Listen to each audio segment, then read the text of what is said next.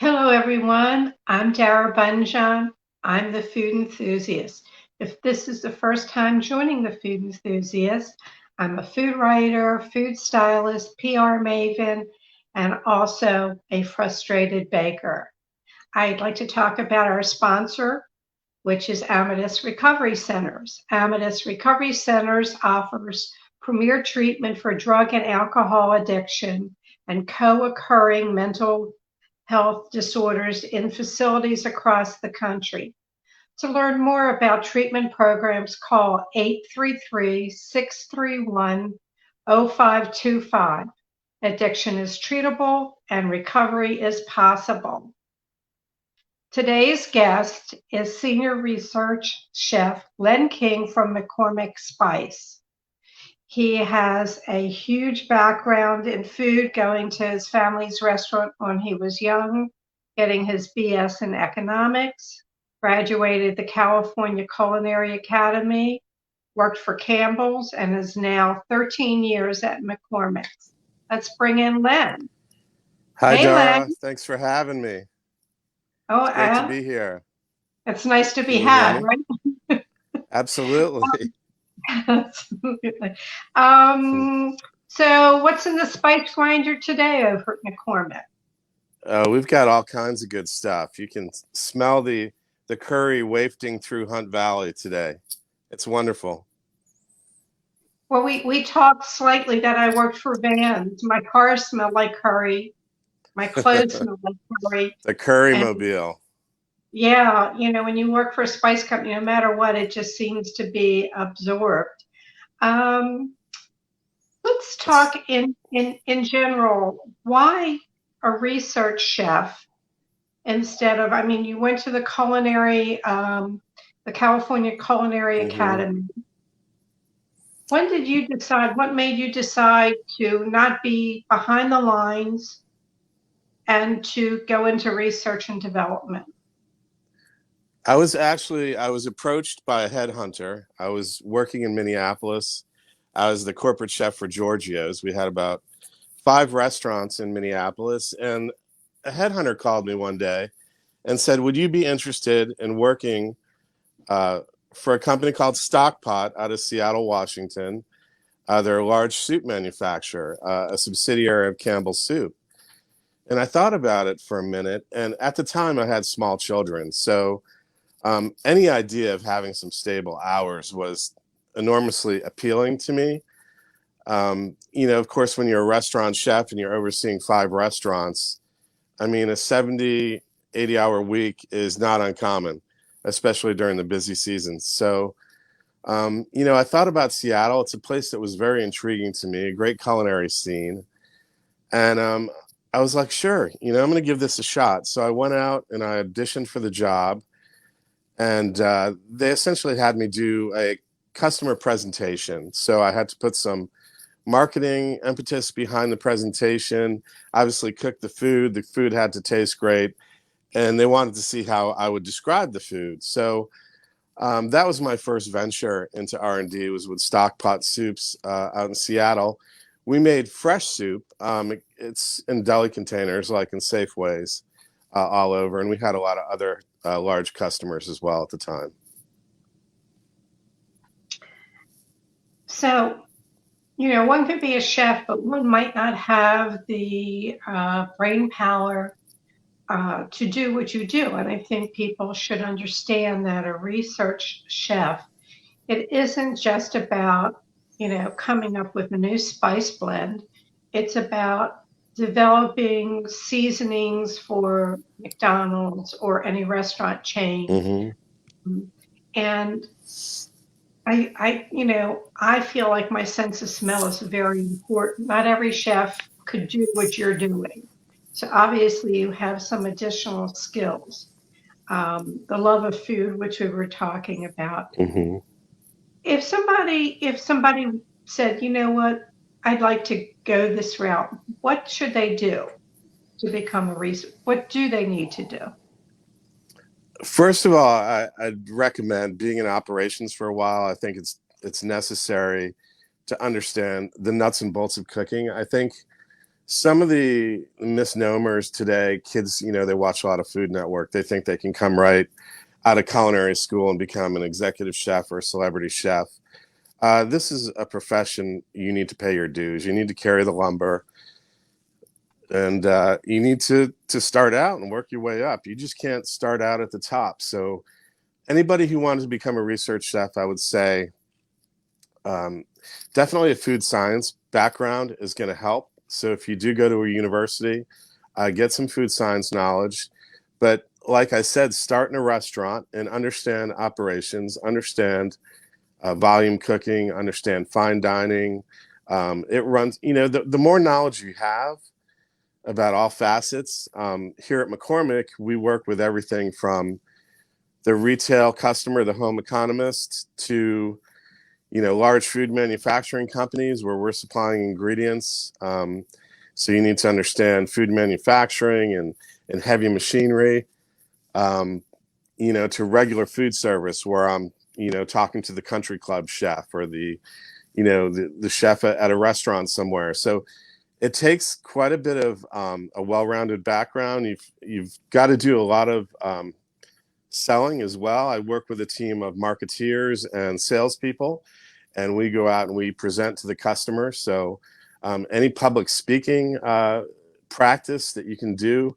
We have an internship program with the Culinary Institute of America. They actually have a culinology program. Culinology is the definition of a research chef. It's the combination of culinary arts and food science. So there are a lot of curriculums out there right now to study to be a research and development chef. That wasn't available to me when I started out. It's becoming a newer major, I would say. In the last 5 years, a lot of major schools have adopted that major. So those are some of the facets that I think people should go through if they want to become an R&D chef.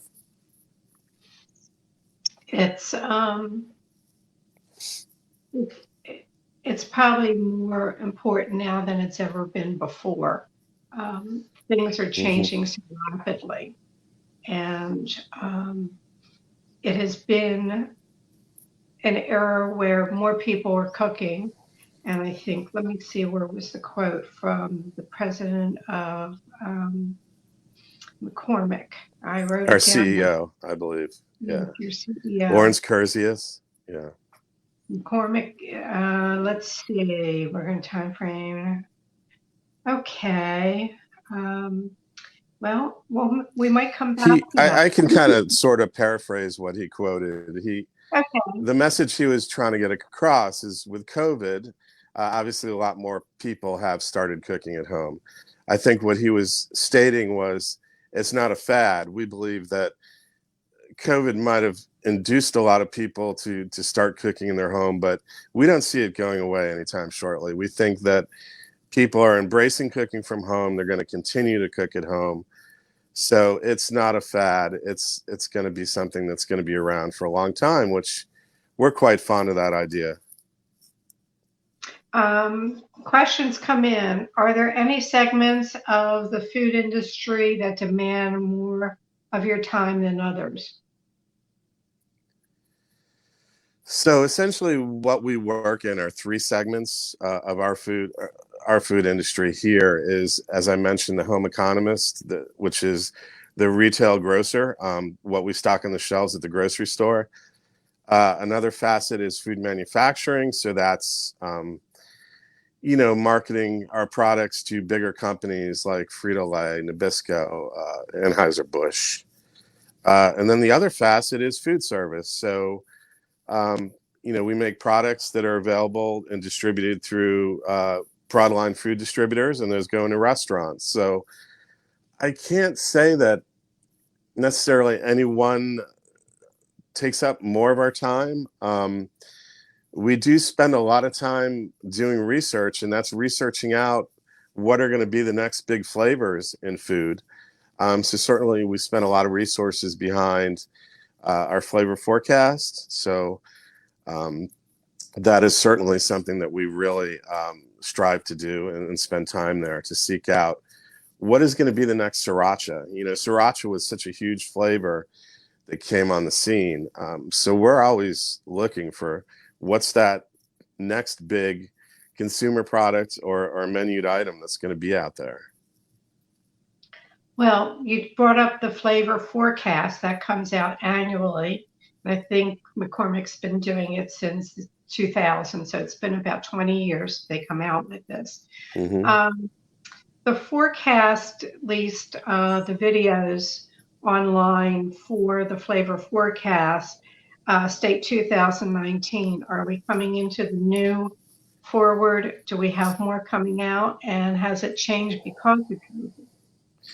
Yes, we're actually developing 2020 right now. That's actually some proprietary information, though. If I told you what that is, Dara, I'd probably have to kill you. It's really top secret information. But to answer your question, yes, we're working on 2020 as we speak. So we have a global chef team. McCormick's got chefs on every continent. We've got 5 here in the building I work in domestically. But we get together, we collaborate. Right now it's going to be virtual. Obviously everything's virtual today. So this will be the first virtual collaboration. But I've traveled around the globe to meet with these chefs, this global chef team that comes together. And we cook together. We provide inspiration for each other. We talk about what is hot in our particular area of the world as far as ingredients, cooking styles. One of the other things we look at is technology. What kind of technology, new technology is available to the consumer? We're hearing things about sous vide, where, the air fryers come on the scene. That's a big deal.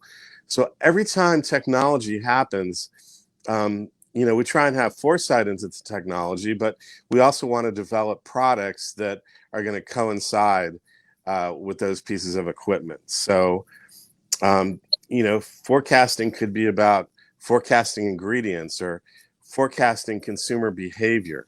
Health and wellness is a big one for consumers right now. Salt reduction. These are all things that we take in consideration, when we're putting our products together. So forecasting is very important for us. Well, it's interesting. Look, I know that McCormick came out with the slow cookers. You have packages and Mm-hmm. you do things. And the air fryer, I can see that's going to come out with some sort of blends and go with Right, that to right. season them up. But 2019, the flavor forecast was Mm-hmm. sauces and spice, Malagi Podi, Mm-hmm. which is a blend of chili powders, Southern Indian food. Mm-hmm. It's interesting.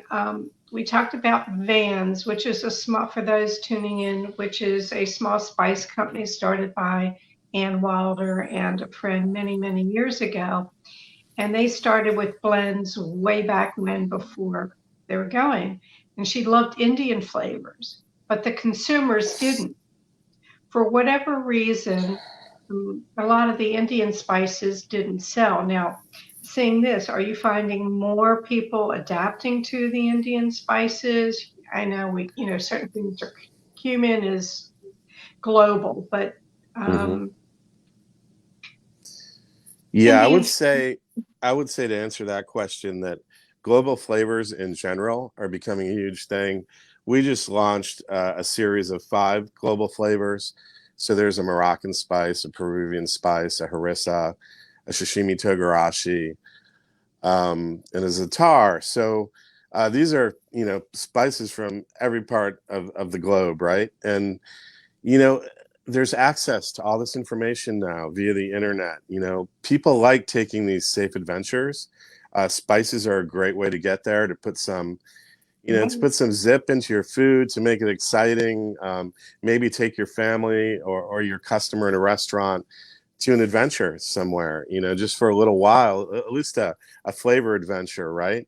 So to answer your question, yes, Indian food, people predicted it was going to come for a long time. It was going to be the next, hot flavor. Japanese flavors are very popular right now. We talk about something called umami, which is very there in Japanese food. A lot of it was discovered in Japan. There's 5 basic tastes. I don't know if everybody listening knows what those are, but there's What are sweet, there's salty, there's sour, there's bitter, and there's umami. Umami is that 5th flavor dimension. So yeah, I mean, it's really interesting the way global flavors, global ingredients have really come into the everyday lifestyle of a consumer. I mean, you go through the aisle at Wegmans now, and you see products from all over the world. I mean, that tells you right there. You just watch your grocery aisle and see what is growing in the grocery aisle, and that gives you a good indicator of what foods are coming on trend and how popular they are. And to answer your question, yes, Indian, I can find those ingredients at Wegmans now or Giant. So that tells you right there where it's at. um, just to tell people the beauty of spices. And I think you said pepper. You couldn't live without pepper. Pepper is Yes. simple, but guess They what? call us the Pepper People. That's our nickname at McCormick. We are the Pepper People. Okay. Yes. There are no calories. If they are, they're minute in spices and herbs.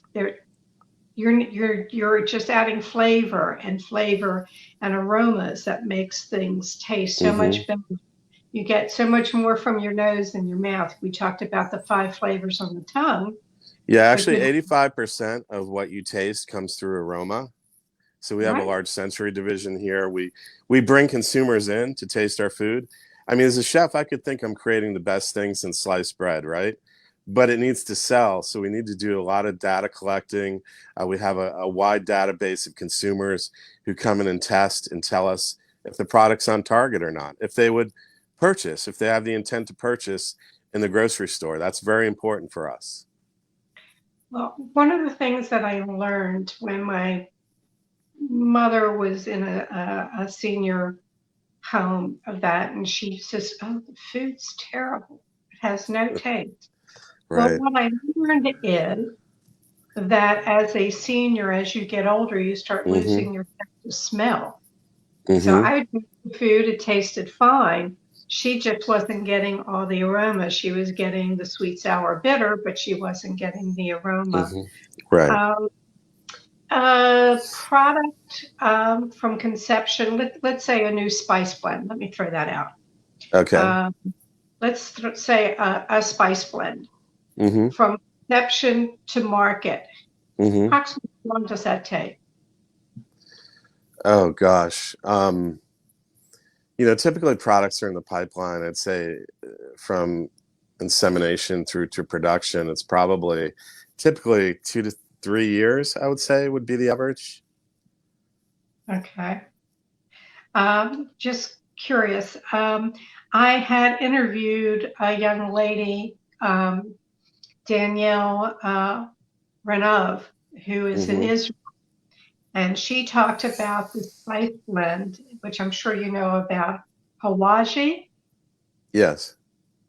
and I'm waiting to see that. That is, and that means it's Arabic for meaning mixture, which Mm-hmm. um, Ras El Hanout means top of shop. There are a Mm-hmm. lot of mixtures. There's curry, which means mixture. Mm-hmm. Um, you can't tell me really what's in pipeline. You'll have to shoot me. Let's talk about Old Bay hot sauce. Oh yeah, that's a hot one. People were making money on that. It was limited for a period of time. What's happening with Old Bay hot sauce? Old Bay hot sauce like shot out of a cannon for us. We didn't anticipate how popular and cult worthy it would become, but yes, people began searching for it and going through eBay, etc. I'm paying exorbitant prices for Old Bay hot sauce, but it's delicious. It's a great combination of the classical flavors of Old Bay and the Chesapeake, and it's got some zip to it. Any chili pepper in general, right now, chili peppers are like phenomenally. People are looking for all different kinds of new chilies, especially millennials. We always look at demographic too when we're creating products. So every demographic, you mentioned your mom, being a boomer and in a home somewhere, in a nursing home, eating that the food and not tasting it as much.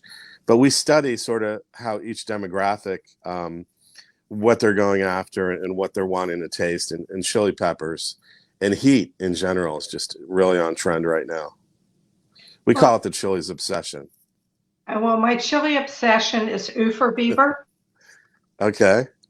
I like that. I still Uh-huh. have, we're going to talk about, and and it's still good, even though it's a teeny little thing.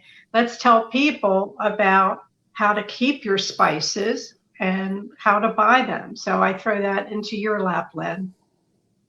Yeah, so as far as keeping them, you want to keep them in a dry place. You want them out of direct heat and sunlight. So try not to store them directly like near your stove or anywhere where it's going to be hot or in direct sunlight. If you have a rack, that's even better. Keep them nice and organized. I like a clear container so I can see what's in there. And I also like a container that can be airtight. The less moisture, the less humidity you expose your spices to, the longer they're going to last. I would say typically spices on average, if it's a blend or a ground spice, will typically last a year. If it's a whole spice, like a whole peppercorn or, like a whole coriander, you'll get a little more shelf life. Typically, I would say about 2 years out of a whole spice. Wow. Yeah. When my mother was moving, how over her spices. And now that I'm moving, I Right. haven't gotten, I have so many from between vans and different gifts and being at the fancy food show. And Mm-hmm. I'm hard pressed to get rid of them. I love them, but it takes me a while to go through them. And again, like you said, whole spices will hold longer than ground. Mm-hmm. And when something is ground, the natural oils start to dissipate, like in cinnamon. We've talked about that. Right. Um, Cinnamaldehyde is the chief oil in cinnamon. and there's different types of cinnamon. Some of it is Mm-hmm. cassia, some of it is cinnamon. Yeah, it comes from all over Asia and Right. And Mexico, Latin America. right. And then Ceylon Mm-hmm. cinnamon is the true cinnamon, or is it? I'm trying to remember. We're going back 15 years. Yeah, And Kerinchi is my favorite. It's from Vietnam, and it gives you that sort of fireball sort of flavor, that sweet kind of, you heat. know, um, heat. Exactly. So that's one of my favorites. As far as, buying things like cinnamon and spices, the most important thing is you buy from a reputable company. Spices aren't regulated. It's not like buying meat, for example, where it's graded from choice to prime to cutter can or anything like that. There's no government regulation around spices. The only thing you really have to go on as a consumer is, safety is huge with spices because typically they're grown in third world countries. Something like a peppercorn is going to be laid out on the ground and sun dried, and it goes from green to black, of course, when it gets sun dried. But it's going to lay on the ground, and it's going to be susceptible to bacteria. So you want to definitely go with somebody who's going to treat those spices very well. Um, I actually got food poisoning once from a spice from a competitor, who I won't mention, but it made me sick as a dog, because they were siloing the spice and it developed some sort of bacteria and it wasn't treated properly, and it just made me really sick. So you got to be careful when you're buying spices. Definitely buy from a reputable company. I have a funny story. Well, not so funny, but talking about reputable and how things come in. At Vans, they had bought bay leaves, and they were all wrapped up around each other and things like that. And by the time they start taking it, they had an andiron in the center of it to increase the Mm-hmm. weight for purchase. So the spices have to go through metal detectors. There's a lot that they have to do. So yes, yes, yes, yes. Yeah, I mean, we have people who work in the building I work in, and they're chemists. They can test. It's like CSI. You know how they do the detective show, and they can determine, where the crime scene. These guys are like CSI for spices. Like they'll run the spice through the machine, gas chromometer, and they can tell, they can pinpoint like how much essential oil is in there, what the origin of the spice was, so we can ensure that we're buying with confidence and we're not, um, putting something out in the market and saying it's something that's not. So again, that's very important. Well, I got a press release. I'm going to tell you about a combination just because it's an interesting combination. Um, Beer and chocolate, Heavy Seas beers, and Oh, Reb's yeah. candy. And it's a collaboration of Jimmy Truffle Dessert Stout. Hmm. How does that sound to you? I just saw one. It was Hershey's chocolate, and what is the old beer company in Pennsylvania? Yingling just collaborated with With Hershey's her? chocolate, and they made a porter. I can't wait to try it. It looks delicious. But Well, yeah, I think those collaborations are terrific.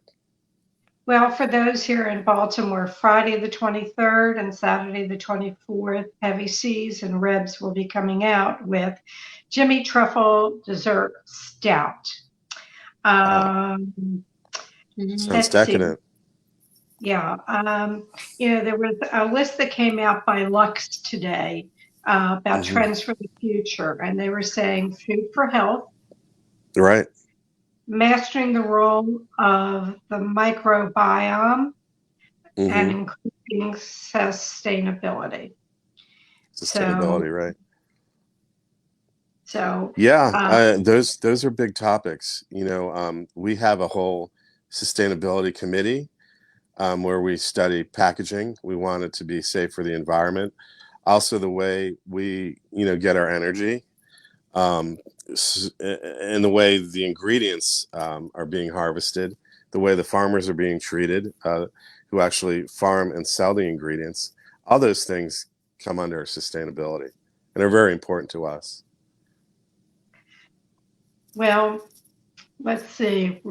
Our time is almost up, so let me get to my last two questions.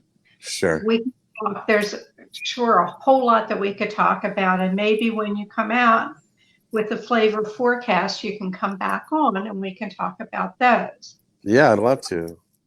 My last two questions. Everybody who's watched the show knows this. Are you going What to is your stump the chef? what? Are you going to try and stump me? No, no, I'm not, just kidding. no, Go no, ahead. no. The show is the chef. It's called the Food Enthusiast. But I think what is or what was one of your epic culinary fails or the most epic culinary fail? Oh my gosh. In R&D, I think failure is an option. I don't think that you're stretching yourself and stretching the process if you're not failing. The important thing is we learn from our failures. I think the company expects us to really stretch our boundaries, and we fail consistently, but typically, we're learning, we're adjusting. We're listening to the people who come in and do the sensory testing and making adjustments, and eventually we'll hit the mark, but it's a process to get there. So failure is very typical, with the research and development field. When I was in operations, I have an interesting story. I was Okay. working in Minneapolis. This was like the late '80s, and Minneapolis is a great food city now. It's very, it's got top rated restaurants, very cosmopolitan. But in the late '80s, it was still sort of meat and potatoes. Very Midwestern. Coming from California, I was all, educated on offal, and I love offal. I love things, like sweetbreads, for example. So I thought I could menu sweetbreads in Minneapolis in my restaurant, and people just couldn't understand it. They're like, bread, sweet, what? And then the waiters would try and explain it to them, and they would say, it's the thalamus gland, and then they would, oh, that's disgusting, you know. And then I ended up, I don't think I sold one order. I had it on the new menu. I think it was the fall menu, and I had it on there. And in 2 weeks, I don't think I could sell one order. So finally, I had to take it off, and I think I ended up making like pate or something out of all the sweetbreads that I had purchased. I love sweetbreads. My mother used to Oh fix yeah. some cream sauce over toast points. But, I came from a generation that didn't throw anything away. You always used it. Yeah, and the chefs don't either. We always try and go from stem to top, and use the whole thing, snout to Right, tail. right. And I like to agree with this. Shelby Wassel wants to know, I love to be a sensory tester. Oh And I yeah, would love to be one too. absolutely. Yeah, we're always looking for, again, demographics is important. So we look for, you know, all age groups, all different kinds of palates. So please sign up. You can go to the McCormick website, and there's a tab on there for sensory and taste testers. And we'd be happy to have you. Before, I almost It forgot. pays pretty well too, actually. I think you come in for an hour, and you get a check when you leave right then and there. And the pay is quite nice. Almost forgot. Our great sponsors, Amadeus. I got carried away with that conversation.